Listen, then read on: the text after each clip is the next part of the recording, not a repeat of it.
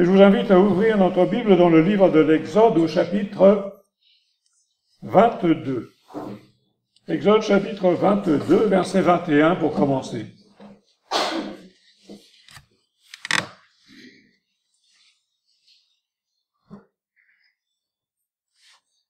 Exode 22, 21. Tu ne maltraiteras point l'étranger, et tu ne l'opprimeras point, car vous avez été étrangers dans le pays d'Égypte. Et un peu plus loin au verset, chapitre 23, verset 9, tu n'opprimeras point l'étranger. Vous savez ce qu'éprouve l'étranger, car vous avez été étrangers dans le pays d'Égypte. Amen. Nous te remercions, Seigneur Jésus, pour cette parole. Ce n'est pas une parole que nous avons trouvée dans une quelconque philosophie, mais c'est ta parole et nous la croyons, parce que c'est Dieu qui le dit. C'est toi qui le dis. Et tu nous as aussi ouvert l'esprit, ouvert le cœur, afin que nous la comprenions sans nous en détourner, sans la détourner, la déformer dans notre esprit, et aussi que nous la mettions en pratique pour notre vie. Amen. Aujourd'hui, je voudrais vous parler de la xénophobie, ce que Dieu en pense.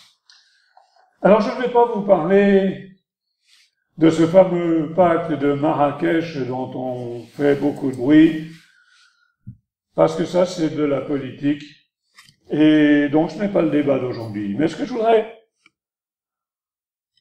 dont je voudrais parler, afin que nous y réfléchissions, c'est que ce que Dieu pense de notre attitude, de notre position par rapport aux étrangers. Alors déjà, qu'est-ce que ça veut dire étranger? Il faudra le définir. Xénophobie, c'est un mot qui vient français, mais qui vient du grec. Alors on dit quelquefois aussi le racisme. Le raciste, c'est quelqu'un qui est blanc et qui n'aime pas les noirs, mais l'inverse est vrai aussi. Quelqu'un qui est noir mais qui n'aime pas les blancs, c'est aussi un raciste.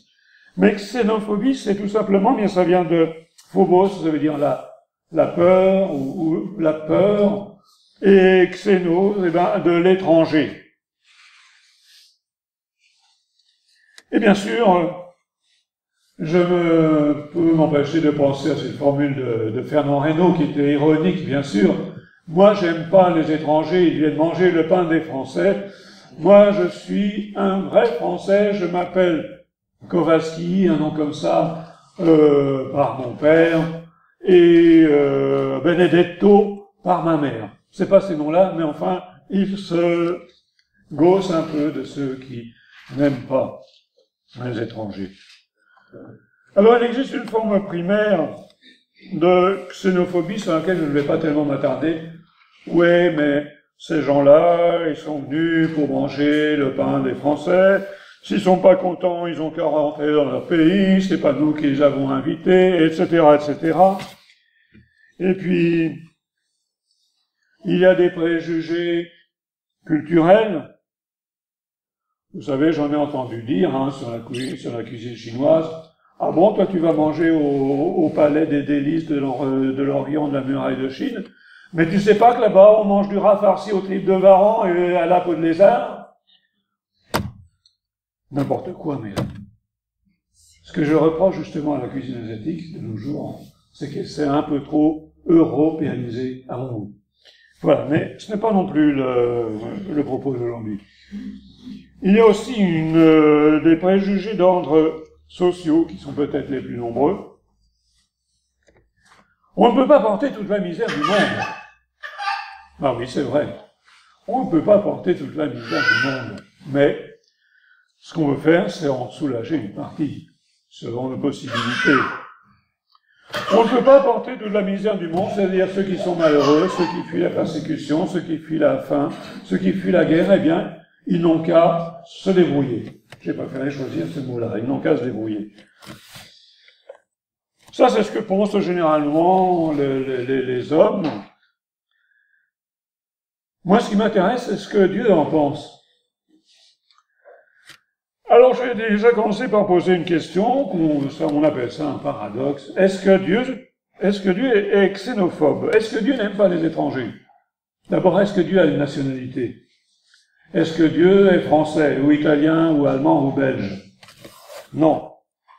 Mais quelqu'un dira peut-être, d'accord, Dieu n'est pas français, ni belge, ni portugais, il est juif. Mais ça, encore une fois, c'est le raisonnement humain. Alors à cette question, eh bien, c'est toujours facile de tirer des textes hors de leur contexte pour en faire un prétexte. Alors par exemple, dans le livre des Proverbes, eh bien, nous avons des morceaux de choix. Proverbes chapitre 5, verset 20. « Et pourquoi, mon fils, serais-tu épris d'une étrangère et embrasserais-tu le sein d'une inconnue ?» Ah. Oui, alors comment est-ce qu'on comprend ce texte brut de décoffrage, brut de fonderie? Vous savez, quand on demande souvent aux gens qui... Monsieur Dupont, vous n'êtes pas raciste, nous? Bah, bien sûr que non. Vous n'êtes pas xénophobe, vous, Monsieur Durand? Bien sûr que non. Mais supposons, Monsieur Durand, que votre fille veuille épouser un Marocain. Alors là, non, pas question. Je ne suis pas raciste ni xénophobe tant que je ne suis pas directement concerné. Et comme chantait Pierre Perret, toujours avec ironie, bien sûr. Ironie, ça veut dire qu'on dire le contraire de ce qu'on pense pour faire comprendre, en fait, le ridicule de certains raisonnements. Alors, Pierre Perret, dans une chanson qui s'appelle Lily, il dit cette phrase: « On n'est pas raciste pour dessous, mais on ne veut pas de ça chez nous. » Il y a dans le livre des Proverbes, toujours, tiré bien sûr du contexte, alors après le contexte justement je vais l'expliquer, rassurez-vous. Proverbe toujours chapitre 5, verset 3, verset 6. Alors vous allez me dire, ah, c'est encore pire. « Car les lèvres de l'étrangère distillent le miel et son palais est plus doux que l'huile. Mais à la fin elle est amère, ses pieds descendent vers la mort, ses pas atteignent le séjour des morts. Afin de ne pas considérer le chemin de la vie, elle est errante dans ses voies, et elle ne sait pas où elle va. » Alors, si je ressors ce texte encore une fois de son contexte, Dieu serait non seulement xénophobe, il n'aime pas les étrangers, mais en plus il serait misogyne, il n'aime pas les femmes, donc les femmes étrangères, il les aimerait encore moins. Alors voyons un petit peu cela de plus près. Qui c'est qui a écrit déjà ce texte? C'est Salomon. Et je crois que toute la Bible est inspirée, tous les textes sont inspirés au même niveau, y compris les textes que je ne comprends pas. Alors on peut se poser des questions, et pourquoi est-ce que Salomon a écrit cela? Pourquoi est-ce que Dieu a permis à Salomon d'écrire cela? Ça peut arriver que j'ai dit quelque chose et puis qu'après je sois rempli dans mon cœur que c'est Dieu qui me dit « tu n'aurais pas dû dire ça ». Mais là, Dieu n'a pas dit à Salomon « tu n'aurais pas dû écrire ça ». Dieu a permis que Dieu écrive cela, que Salomon écrive cela. Et ce qui est plus extraordinaire, c'est que Salomon a écrit exactement le contraire de ce qu'il a vécu. Rappelons-nous que Salomon, qui écrit ces trois versets-là, eh bien, nous le lirons tout à l'heure, a quand même eu 300 épouses et 700 petites amies, qui n'étaient pas toutes, la plupart étaient soit égyptiennes, soit mésopotamiennes, etc. Nous allons y revenir. Alors en ce moment, vous allez me dire, je suis en train d'accuser Dieu d'avoir permis d'écrire à Salomon d'écrire des choses qu'il n'aurait pas voulu dire. Alors rassurez-vous, je ne suis pas du genre à accuser Dieu. Et si j'accuse Dieu, Dieu a le droit de s'exprimer, de s'expliquer. Alors un Dieu s'explique dans tout ça.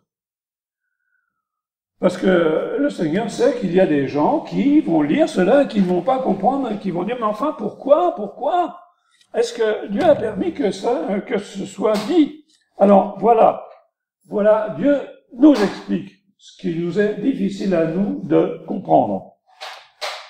Tant qu'on reste braqué sur un texte sans avoir essayé d'en comprendre le contexte. Alors voici ce que Dieu dit en Exode chapitre 34, versets 15 et 16. « Garde-toi de faire alliance avec les habitants du pays, de peur que, se prostituant à leurs dieux et à leurs offrandes, en leur offrant des sacrifices, ils ne t'invitent et que tu manges de leurs victimes, de peur que tu ne prennes de leurs filles pour tes fils, et que leurs filles, se prostituant à leurs dieux, n'entraînent tes fils à se prostituer à leurs dieux. » Et finalement, ce n'est pas après les nations, les peuples, les goïms, les gentils, on dit aussi les gentils. Ce n'est pas tellement finalement à eux que Dieu s'en prend. Mais Dieu s'en prend à son peuple. Parce que il sait comment ils sont, les Israélites. Dieu sait comment est son peuple. Dieu sait comment ils réagissent. Bien entendu, Dieu n'approuve pas que les gens, les peuples de Canaan, adorent des idoles. Au contraire, il le désapprouve. Mais il sait très bien ce qui va arriver si le peuple choisi se mêle à une foule qui adore les idoles. Normalement, ce qui devrait se passer,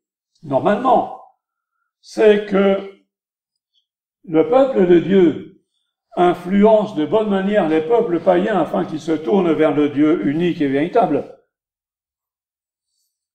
Mais il sait très bien que c'est le contraire qui va se passer. Voyez ce qui se passe dans nos églises, pas seulement à Condé-sur-Lescaut. Nous avons des enfants qui vont à l'école le dimanche. Et puis, quand ils ont grandi, on ne les voit plus. Normalement, il devrait y avoir un groupe de jeunesse formé des anciens enfants de l'école du dimanche. Mais on ne les voit plus, ces enfants-là. Pourquoi? Eh bien, parce qu'ils se font, quand ils grandissent un peu, ils se font des copains, des copines. Les copains et les copines l'attirent dans le monde et on ne les voit plus. Ce qui devrait se passer, au contraire, c'est que ces enfants de l'école du dimanche, ayant grandi, attirent vers, non pas vers l'Église, mais attirent vers Dieu les copains et les copines. Et ainsi, nous devrions, avec tous les enfants que nous avons eus ici à l'école du dimanche, eh bien, nous devrions avoir un groupe de jeunes conséquents.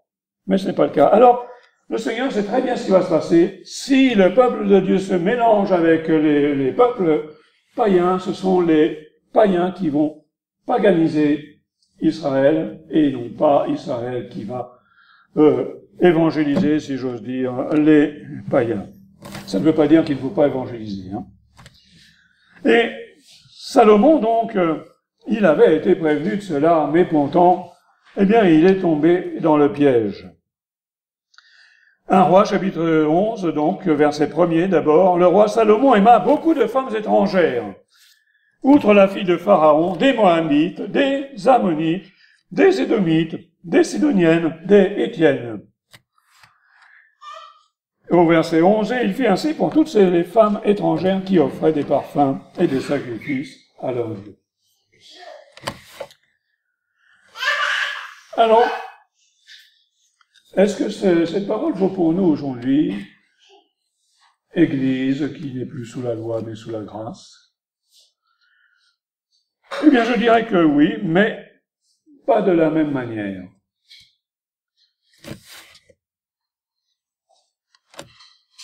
Un chrétien peut une femme étrangère, bien sûr.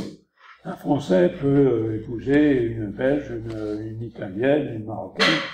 Ce n'est pas ça qui est le problème.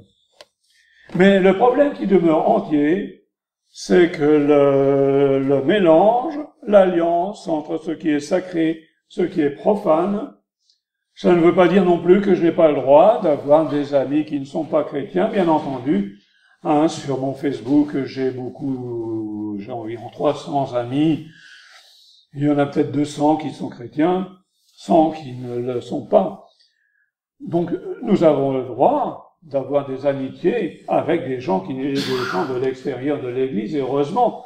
Si nous leur tournions le dos, comment pourraient-ils croire au message que Dieu nous a donné? Mais il nous est dit, c'est dans 2 Corinthiens chapitre 6, versets 14 à 15, « Ne vous mettez pas avec les infidèles sous un joug étranger.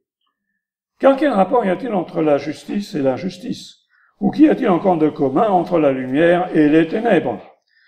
Quel accord y a-t-il entre Christ et Bélial? Ou quelle part a le fidèle avec l'infidèle? » Alors oui, une fois, une sœur m'a dit, oui, mais tout ça, c'est du pipeau. Parce que moi, je connais un gars, il s'est marié avec une inconvertie, et ça marche très bien. Donc, il faut que les chrétiens se marient avec des inconvertis. Bien entendu, on ne peut pas mettre une expérience en avant par rapport à la parole de Dieu. Sinon, on va droit à la catastrophe. Je me souviens d'une jeune fille, justement, qui s'était mariée, et tant qu'il était fiancé, ça allait. Le jeune homme lui dit, oui, ma chérie, t'inquiète pas, quand on sera marié, tu pourras faire ce que tu voudras, tu pourras aller à l'église, tu pourras aller à la mosquée, tu pourras aller au temple, où tu voudras. Moi, je suis pas sectaire, je suis tolérant et tout, ils se sont mariés. Puis quand ils se sont mariés, ben, le mari a dit à sa jeune épouse, et maintenant c'est moi le patron, c'est moi qui commande, tu iras où ce que je veux que tu ailles, où je veux que tu ailles, pardon, et là où je ne veux pas que tu ailles, tu n'iras pas. Et c'est terminé. Ça n'arrive pas qu'aux chrétiens, d'ailleurs, ça peut arriver aussi aux chrétiens, bien entendu. Alors pourquoi Salomon semble s'en prendre particulièrement aux femmes? Parce que en ce temps-là, les femmes qui appartiennent véritablement à Dieu, donc aujourd'hui les femmes chrétiennes, bien entendu, eh bien, elles ne peuvent qu'influencer leur mari que dans la direction de leur foi. Mais en ce temps-là, eh bien, quand un homme voulait aller voir une péripatéticienne, c'est le terme soft, eh bien, c'était forcément une Moabite, une Édomite, parce que les vraies femmes juives pieuses, évidemment, ne s'adonnaient pas à cela. Et bien sûr aussi, eh bien, rappelons-nous que dans les couples païens, on adorait aussi une certaine déesse Astarté, déesse de la fécondité, qui a évolué. Hein. Il paraît que les Pokémon, ils évoluent, eh bien les dieux antiques aussi, ils évoluent. Donc cette déesse Astarté, aurait évolué en, comment elle s'appelle, Aphrodite pour les Grecs, Vénus pour les Romains, etc. Et que cette déesse, donc, quand on vouait un culte à cette déesse, on se contentait pas de brûler de l'encens, de brûler des cierges, de faire des génuflexions et de chanter des avés, mais qu'on se livrait tout simplement à des débauches d'ordre sexuel. Voilà, donc j'ai posé la question, Dieu est-il xénophobe? Donc il me semble avoir développé que non, même si les textes semblent le dire, ce n'est pas ça que Dieu veut dire. Alors maintenant, ma deuxième question, c'est devons-nous, nous, aimer les étrangers, en tant que chrétiens, en tant qu'enfants de Dieu? Deutéronome chapitre 10, versets 17 à 18. Aujourd'hui, nous lirons beaucoup dans la Torah. Hein. Car l'Éternel, votre Dieu est le Dieu des dieux, le Seigneur des seigneurs, le Dieu grand, fort et terrible, qui ne fait point exception de personne et qui ne reçoit point de présent. Il fait droit aux orphelins et à la veuve, qui aime l'étranger, il aime, et lui donne de la nourriture et des vêtements. Ah, merci. Vous voyez, souvent d'ailleurs, quand dans la Torah on parle de l'étranger, ici, on parle aussi de la veuve, de l'orphelin. C'est-à-dire des personnes qui, dans ce contexte social, étaient des gens vulnérables. Alors, parce qu'ils sont vulnérables, Dieu s'intéresse à eux. Et Dieu les aime.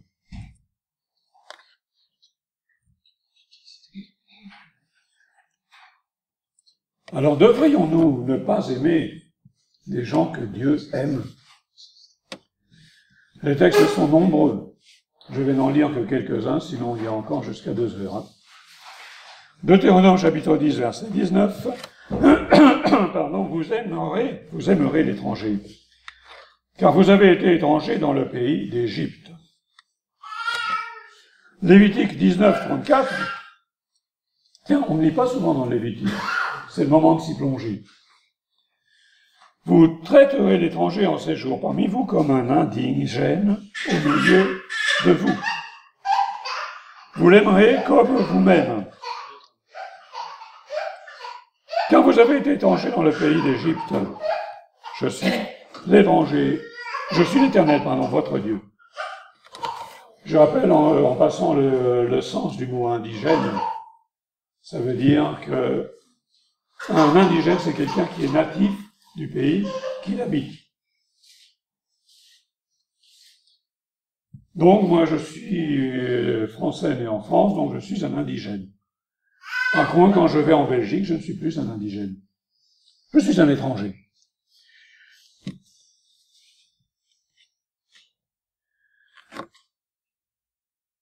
Alors, nous voyons que Dieu, c'est vrai, n'est pas tendre avec les peuples idolâtres. Mais ce que nous allons voir, c'est que finalement, Dieu ne dit pas qu'il n'aime pas ces peuples-là. La preuve, c'est qu'il a envoyé son Fils unique mourir sur la croix, pas seulement pour les Juifs. Les disciples de Jésus ont eu du mal à comprendre cela. Pas seulement pour les Juifs, mais aussi pour les païens, pour les Grecs, pour les Romains, pour les Moabites, pour les Ammonites, pour les Hittites ou Étiens, pour les Égyptiens, pour tous les peuples. Dieu aime tous les peuples, y compris ceux qui pratiquent l'idolâtrie. Mais ce qu'il n'aime pas, c'est ces gens-là, c'est justement leur pratique. Alors, ce qu'il rejette, ce sont les compromis. Deutéronome chapitre 23, verset 7. Tu n'auras point en abomination l'Édomite, car il est ton frère. Tu n'auras point en abomination l'Égyptien, car tu as été étranger dans son pays. Tu n'auras pas de haine contre eux. Par contre, tu auras en abomination leur pratique, le culte des idoles. Les enfants que l'on fait cuire sur un autel, c'est ce qui se pratiquait. Et Dieu dit avec raison, tu auras en abomination ces pratiques-là. Mais tu n'auras pas d'abomination ceux qui les pratiquent, parce qu'ils sont dans l'ignorance. Et là, on voit la bonté de l'amour de Dieu. Nous avons commis, nous, des choses abominables tant que nous ne connaissions pas Dieu, mais Dieu ne nous a pas haïs. Il nous a aimés. Nous avons vécu dans le péché. Dieu a détesté notre péché, mais il ne nous a pas eu en abomination. Il nous a aimés. Ainsi, nous devons aimer ceux qui ont des pratiques et des mœurs qui, selon notre pensée, ne plaisent pas à Dieu. Ainsi, nous devons aimer les catholiques, les musulmans. Nous devons aimer ceux qui pratiquent l'occultisme et la sorcellerie de la façon dont Dieu aime tous les hommes. Mais nous devons nous tenir à l'écart et refuser leurs pratiques. Nous ne pouvons pas pratiquer la sorcellerie pour faire plaisir à notre à notre voisin, notre ami qui est là-dedans. Au contraire, nous devons, par notre témoignage, notre façon de vivre, leur donner soif de rencontrer le véritable Dieu et d'abandonner les pratiques dont Dieu ne veut pas. Comment devons-nous les aimer? Pas en faisant des câlins, il paraît que c'est la mode aujourd'hui, hug fashion, on pourrait appeler ça. Bon, il y a des personnes qui pratiquent cela, bien de faire un câlin n'importe qui dans la rue, pour montrer ce que c'est que l'amour, quoi. Bon, on peut en penser ce que l'on veut, mais ce n'est pas cela que Dieu nous demande. Quand il nous demande d'aimer, comment aimez-vous votre prochain? Comment aimez-vous l'étranger? Comment aimez-vous celui qui ne pense pas comme vous? Comment aimez-vous celui qui n'a pas la même religion que vous? Comment les aimer? Ceux qui n'ont pas la chance d'avoir reçu la parole de l'Évangile. Les traiter comme la veuve et l'orphelin, je l'ai dit tout à l'heure, c'est-à-dire comme les personnes vulnérables. Ne pas les maltraiter, c'est déjà un commencement, bien sûr. Tu ne maltraiteras point l'étranger, tu ne l'opprimeras point, car vous avez été étrangers, vous-même au pays d'Égypte. Le peuple a été étranger en Égypte. Est-ce que les Égyptiens ont traité les Juifs avec douceur, avec amour, quand ils étaient dans le pays de Goshen? Évidemment que non. Ils n'ont pas été bien traités par les Égyptiens. Ils ont été traités comme des esclaves. Ils ont été traités à coups de fouet.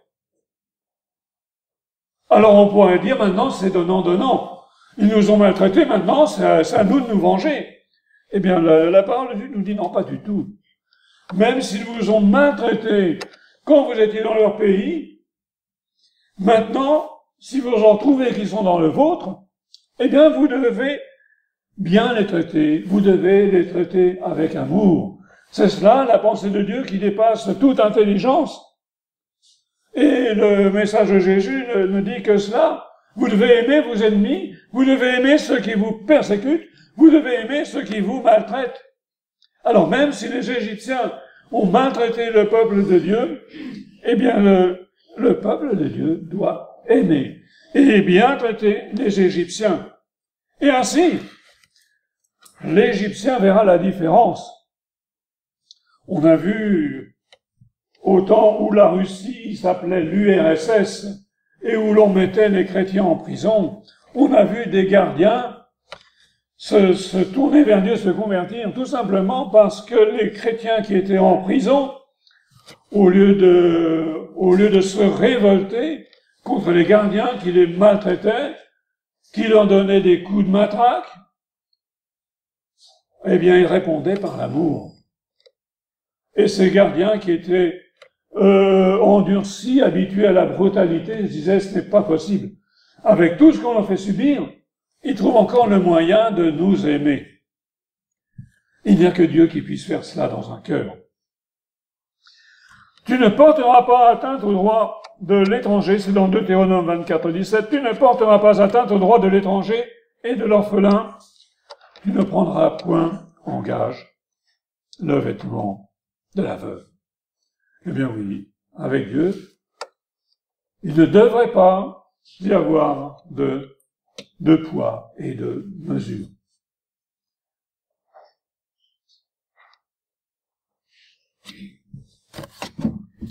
Vous savez, moi, dans l'église où j'ai débuté, c'est pas seulement dans cette église-là d'ailleurs, mais c'est un peu partout, dans un certain monde évangélique, on se vantait d'être des gens très, très, très, très spirituels. Alors il y avait que ce qui touchait le Saint-Esprit qui nous intéressait. Il n'y avait que la foi qui nous intéressait. On priait avec les mains en l'air comme ça et nos pieds touchaient pas ils touchaient pas le sol. On disait, nous sommes des gens spirituels, nous. Nous, ce qui nous intéresse, on prêche la parole de Dieu, on prêche l'évangile, on prêche la parole pour que les gens se convertissent, on leur prêche la parole de Dieu. Oui, c'est bien. C'est bien. Seulement, Nous, on ne traverse pas comme certains groupes religieux, et on se moquait en particulier de l'armée du salut. On disait, c'est n'importe quoi, ils distribuent la soupe aux pauvres. Nous, c'est pas la soupe qu'on distribue, c'est la parole de Dieu. C'est pas de soupe que les gens ont besoin, c'est la parole de Dieu. Et donc, eh bien, il y avait quelques églises qui faisaient un peu de social, qui faisaient un peu d'humanitaire, mais ils le faisaient en douce, ils n'en parlaient pas parce qu'ils allaient être réprouvés par l'épiscopat évangélique. Donc ça se faisait en douce. Maintenant, heureusement, les mentalités ont quand même changé. Heureusement. Je me souviens d'un vieux missionnaire. Quand je l'ai rencontré, il avait 90 ans. Il était encore en service, et mon épouse et moi, on était encore très jeunes, jeunes mariés, donc s'il était encore vivant, il aurait facilement 130 ans, 140 ans, je ne sais pas. Enfin, bref, ce missionnaire-là, justement, était issu de ce genre d'église, où l'on disait qu'il ne faut pas faire de social, que c'est pas bien, que c'est pas spirituel. Et un jour, donc, et ce frère, donc, était jeune converti, ou jeune pasteur, je ne sais plus, et il distribuait dans la rue, sur le marché, des prospectus pour l'évangélisation. Et il a donné, donc, un jour un prospectus à un homme. Il lui a fait un beau message d'évangélisation, crois au Seigneur Jésus et tu seras sauvé, etc., etc. Dieu a tant aimé le monde qu'il a donné son Fils unique afin que ne périsse point, mais qu'il ait la vie éternelle. Et cet homme lui a répondu, oui, c'est très beau, mais là-dedans c'est creux. Alors ce frère a réfléchi, a dit, c'est vrai, il y a quelque chose qui ne va pas. Et donc il a fondé une action missionnaire. Ça s'appelait Action sociale en mission, je crois. Et tout le monde s'est moqué de lui. Tout le monde lui a dit, mais ça tient pas debout, ça va pas dans ta tête, ça va pas marcher, c'est pas biblique, c'est pas, etc., c'est pas orthodoxe.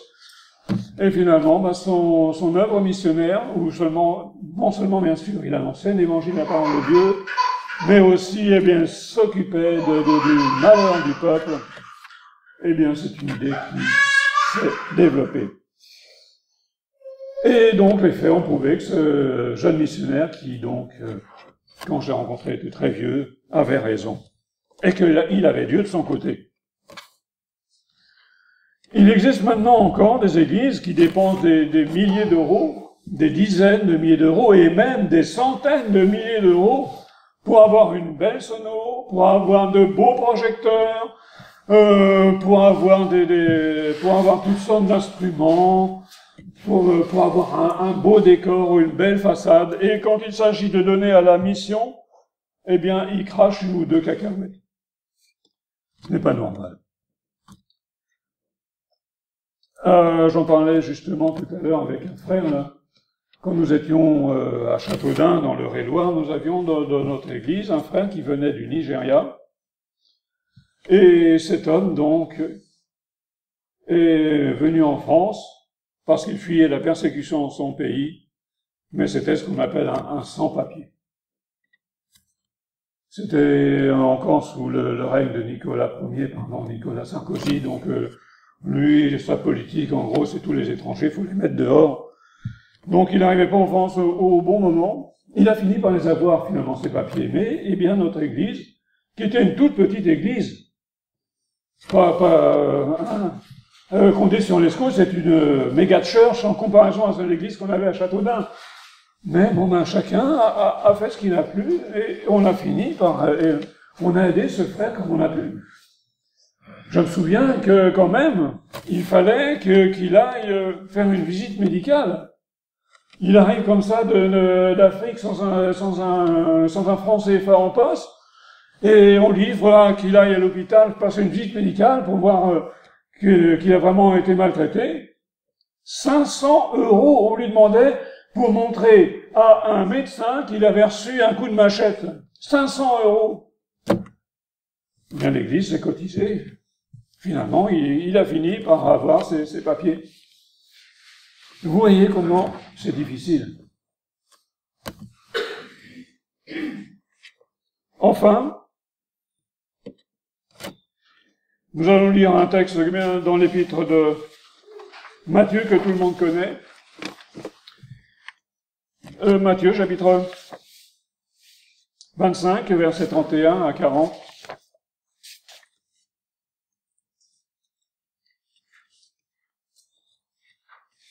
Lorsque le Fils de l'homme viendra dans sa gloire, avec tous les anges, il s'assiera sur le trône de sa gloire, et toutes les nations seront assemblées devant lui.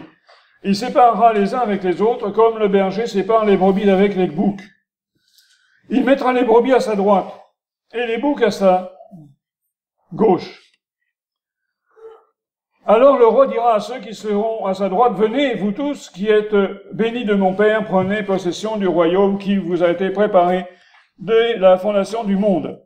Car j'ai eu faim, vous m'avez donné à manger. J'ai eu soif et vous m'avez donné à boire. J'étais étranger et vous m'avez recueilli. J'étais nu et vous m'avez vêtu. J'étais malade et vous m'avez visité. J'étais en prison et vous êtes venus vers moi. » Les justes lui répondront, « Seigneur, quand avons-nous vu avoir faim et t'avons-nous donné à manger?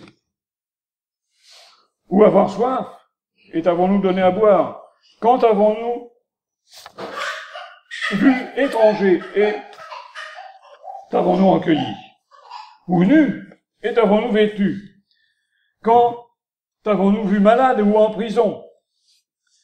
Et sommes-nous allés vers toi? » Et le roi leur répondra, « Je vous le dis en vérité, toutes les fois que vous avez fait ces choses à l'un de ces petits de mes frères, c'est à moi que vous les avez faites. » Alors, je le reconnais, moi qui suis tellement contre l'utilisation des textes en dehors de leur contexte, là je reconnais que je suis un petit peu hors contexte. Parce que Jésus dit ça en parlant de l'attitude, non pas l'attitude des chrétiens vis-à-vis des étrangers, mais vis-à-vis des nations par rapport à Israël. Mais je pense qu'il est quand même permis d'extrapoler un petit peu en disant que ce qui s'applique en premier lieu à l'attitude des nations par rapport à Israël, nous pouvons aussi, en second lieu, au second degré, en arrière-plan, réaliser que Jésus dit quand même aux justes, j'étais étranger et vous m'avez accueilli, et aux injustes, j'étais étranger et vous ne m'avez pas accueilli.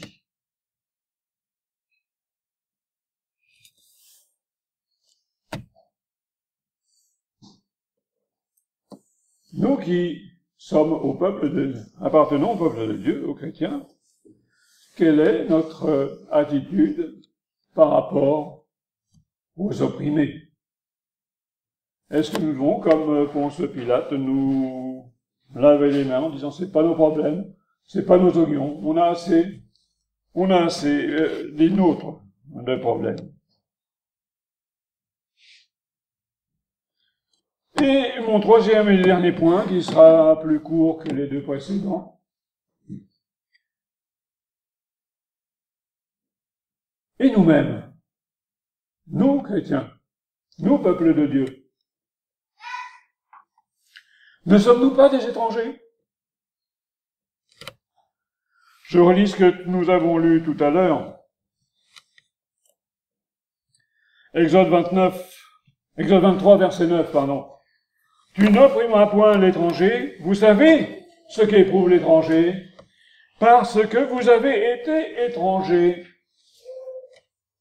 dans le pays d'Égypte.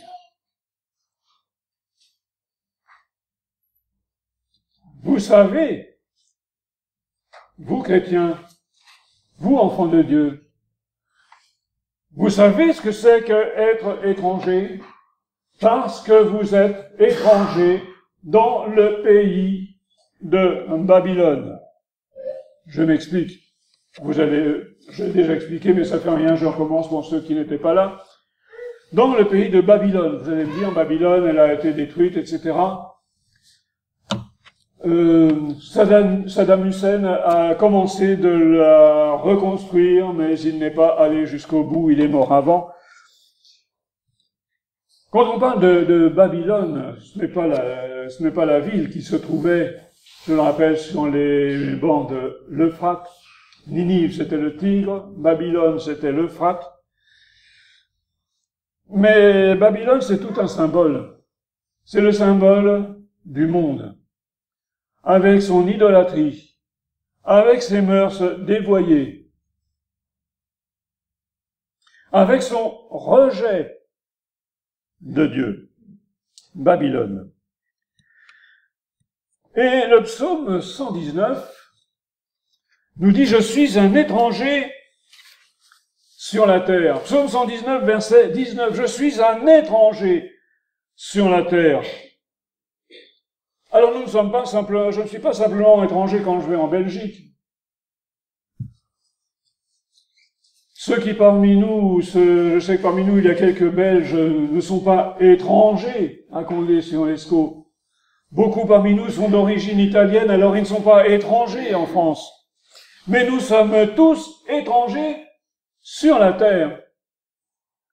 Alors je vais dire, c'est grave. Parce que nous, on peut même pas nous dire, retourne dans ton pays. Parce que notre pays, on n'en a pas. Si, on en a un. Mais il est là-haut, dans le ciel. Si nous nous sentons chez nous dans le monde, bon, c'est vrai que j'aime bien mon pays. Autrefois, quelqu'un qui aimait son pays, on appelait ça un patriote. Maintenant, ça s'appelle un populiste. Fermons la parenthèse politique.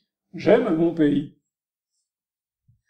Je trouve que notre planète, elle n'est pas si moche que ça. Dommage que les hommes aient tout saccagé et qu'ils n'ont pas l'intention d'arrêter. Je trouve que dans nos villes, il y a souvent de belles choses à voir. Il y a de beaux musées, il y a de beaux monuments, il y a de belles avenues. Elle est belle, notre planète. Mais on n'est pas chez nous. On n'est pas chez nous. Si nous nous sentons chez nous, dans ce monde, c'est que nous avons un problème dans notre relation avec Christ. Parce que quand nous sommes en relation avec Christ, on dit, oui, bien sûr, Paris, c'est beau, les Champs-Élysées, surtout en ce moment, c'est beau. Oui, bien sûr, l'Himalaya, tout ça, c'est beau. D'ailleurs, c'est moi qui l'ai créé, donc c'est beau forcément. Mais si nous sommes en communion avec le Saint-Esprit, nous dit, c'est peut-être beau, mais tu n'es pas chez toi. Tu n'es pas chez toi. Tu es un étranger sur cette terre. Tu es un étranger dans le monde. Si on se sent bien, si on prend plaisir avec le monde, si on prend plaisir, je ne dis pas que c'est pas interdit de temps en temps de s'amuser, que ce n'est pas interdit, hein, vous savez, les témoins de Jéhovah, ils disent c'est interdit, c'est un péché de fêter un anniversaire, de fêter Noël, fêter tout ça, de fêter la fête à quelqu'un, c'est pas un péché de s'amuser de temps en temps. Mais si les plaisirs de ce monde nous préoccupent, nous accaparent, tout le monde a le droit de s'amuser, de se divertir. Mais une société comme celle dans laquelle nous sommes, qui met les plaisirs, les divertissements en priorité, c'est une société qui a un problème. Et nous ne pouvons pas nous sentir à l'aise dans une société pareille. Alors dans ce monde, tout comme le psalmiste, nous pouvons dire, je suis étranger sur la terre. Nous ne sommes pas des sans-papiers. Nous avons le droit d'y être sur cette terre. On nous y tolère, plus ou moins. Plus ou moins. Ça dépend des pays. Il y a des pays où nous ne sommes pas du tout, en tant que chrétiens, tolérés. En France, on nous tolère tant qu'on n'évangélise pas trop, tant qu'on ne blesse pas trop, qu'on ne vexe pas trop la déesse laïcité qui est de plus en plus susceptible. Alors, je précise d'ailleurs, pour pas qu'il y ait de confusion dans ce que je viens de dire à l'instant, que la laïcité, c'est une grande idée. C'est quelque chose de très bien.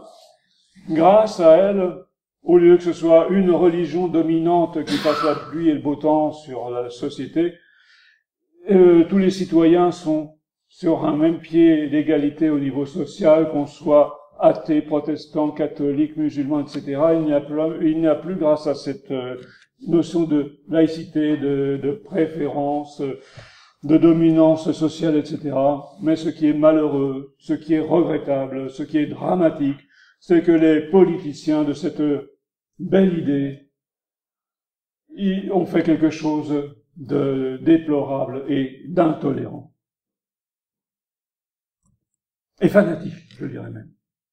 Il y a des fanatiques religieux, mais il y a aussi des fanatiques laïques, et ce sont ceux-là qui me font le plus peur. Donc, j'ai dit, nous ne sommes pas des sans-papiers. Nous avons plus ou moins le droit d'être là sur cette terre. Nous avons une carte de séjour. Une carte de séjour, c'est justement un document qui permet à un étranger d'être en France. Si je dois aussi séjourner dans un pays étranger, tant que c'est pour passer une semaine de vacances, un mois de vacances, ça va. Mais si je veux m'installer comme ça aux États-Unis, par exemple, eh bien, ça va pas se passer tout seul. Il va falloir des tas de papiers. J'aurai une carte de séjour qui me permettra de rester sur le sol américain jusqu'à ce que les Américains aient décidé de me virer et de me renvoyer en France. C'est ça, une carte de séjour. Et nous avons une carte de séjour sur cette terre afin de pouvoir y séjourner. Mais nous n'avons pas de carte d'identité.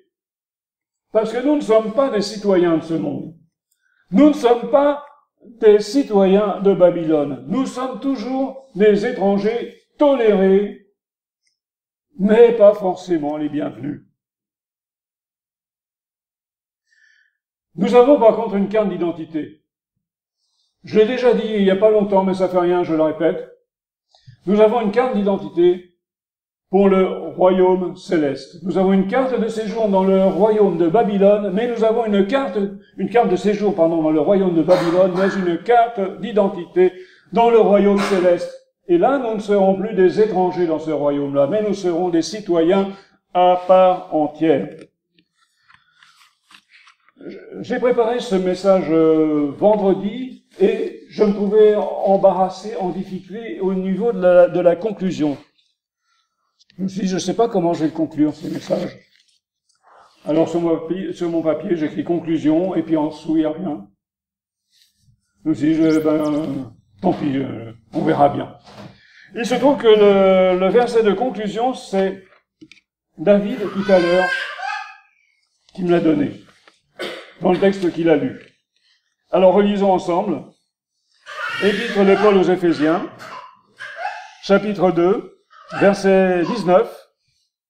Ainsi donc, vous n'êtes plus des étrangers, ni des gens du dehors. Là, il parle bien sûr d'étrangers, de gens du dehors par rapport au royaume de Dieu.